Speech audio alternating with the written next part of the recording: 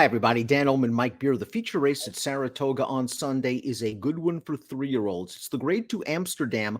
Let's take a peek at this field, perhaps a prep for the H. Allen Jerkins, the signature race for three-year-old sprinters. The Amsterdam is contested at 6.5 furlongs, and the number 2, Drain the Clock, the number 3, Jackie's Warrior, might have begun a nice little rivalry in the Woody Stevens last time out, Mike. They're two extremely talented sprinters. They really are two fast horses. They've made very few mistakes. I mean, this race sort of rightfully centers around their rematch here out of that Woody Stevens day. But I'll tell you what, there are 4 good horses in here. This is a good race. Let's throw up the Timeform US pace projector because it could be key. Jackie's Warrior last time out was compromised by a slow beginning, kind of then had to rush up and make the lead. This time around, Timeform US believes if Jackie's Warrior breaks, he can be able to make the lead in a situation that favors horses on or near the lead. Do you agree with that assessment? I mean, I don't know if I agree that necessarily it favors horses on or near the lead, except in the fact that the horses that will be up there are probably the best horses. I mean, I do think Jackie's Warrior is the fastest horse in this race. Obviously, he has to break this time. River Dog thus far, well, his bite has been as good as his bark.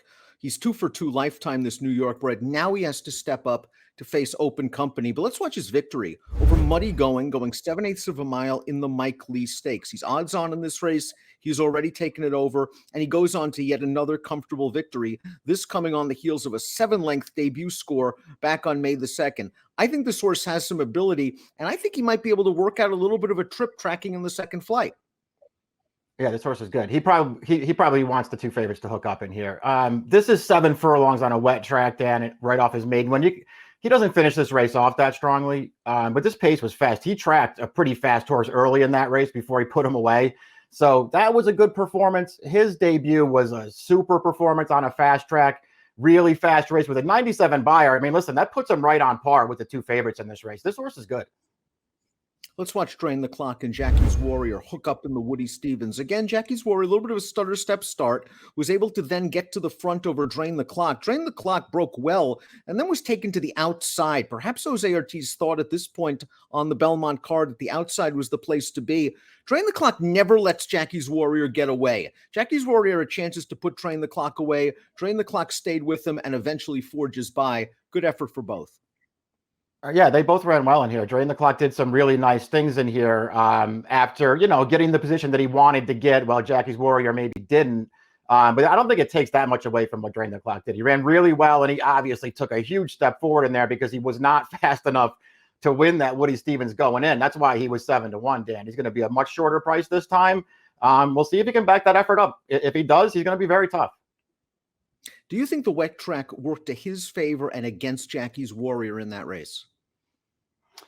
I didn't look at it that way, but I suppose it's possible.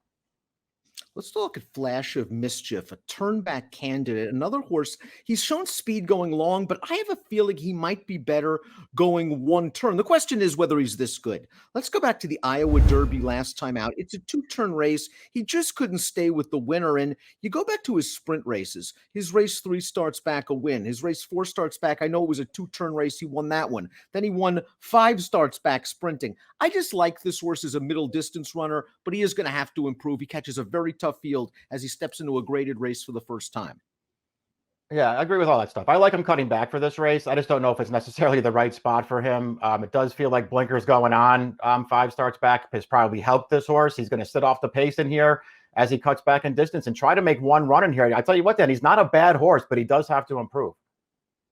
30-1 on the 5, Mr. Luigi, and you understand why. His only victory came last year at a $40,000 maiden claimer. He went to the sidelines after that race. Maybe he needed his most recent start, but from a class standpoint, he might be in over his head.